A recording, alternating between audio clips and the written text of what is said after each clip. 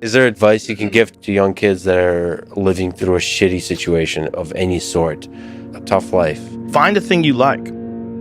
Try to find a thing that you really enjoy. Try to find a thing that you're passionate about. Like an activity? Yes. For me, early on, it was drawing. It was illustrations. It was comic books. I wanted to be a comic book illustrator. And then it went from comic book drawing and illustrations to martial arts.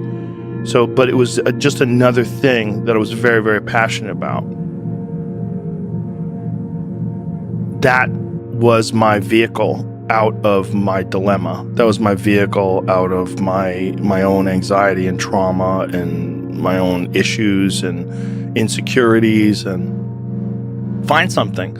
Find a thing that you genuinely enjoy, because getting good at things you genuinely enjoy is extremely beneficial for young people, because it lets you know that, like, everybody thinks they're a loser. Every young person thinks they're a loser, at least a young person in the situation I was at. I didn't know I wasn't a loser until I started winning, until I started doing martial arts.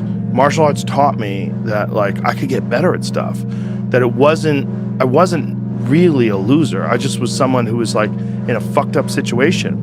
But you could channel all that energy that you have as a young person into something and get better at it. And then all of a sudden people admired me.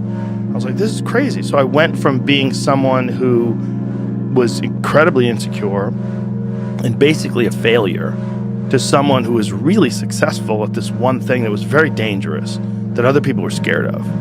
And that gave me immense confidence, and also a real understanding of the direct correlation between hard work and success. And also an understanding that you can't listen to people. Because even my parents didn't want me to do martial arts. They didn't want me to fight. They didn't want me to do stand-up. There's, like, you have to understand who you are, and then in the face of other people's either criticism or, lack of faith in your ability to succeed, you push through, and there's great benefit in that. And then you realize that you can kind of apply that to other things in life. You can apply that to critics, you can apply that to social media commentators, you can apply that to a lot of things. And I don't think people are happy if they don't have puzzles and complex tasks and things that are interesting to them, whether it's an art project or whether it's learning something completely new like stand-up comedy. Like, doing things that are difficult it's as much of a nourishment of the mind as food is a nourishment of the body.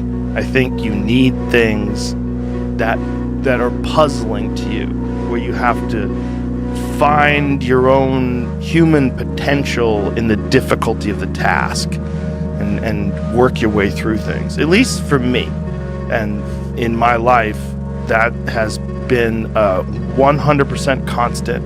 I am a very happy person, and I have never had a moment where I'm not doing difficult shit. Give yourself something, an arduous, difficult task where you're challenged mentally and challenged physically. One of the great things about being challenged physically is it's also mental. The people that don't understand that have never really been challenged physically. People that think that physical challenges are just physical, it's just brute grunt work. It's not. It's emotional intelligence. It's understanding your desire to quit and conquering your inner bitch. All that stuff is mental. It's playing out inside your head, and there's a mental strength that you acquire from that you can apply to intellectual pursuits.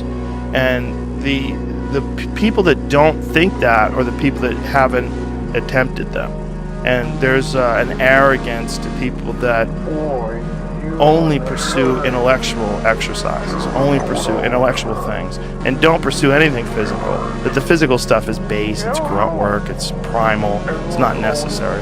I don't think that's accurate. For most people, I think you can really benefit from physical struggle, and you benefit from it in a mental way.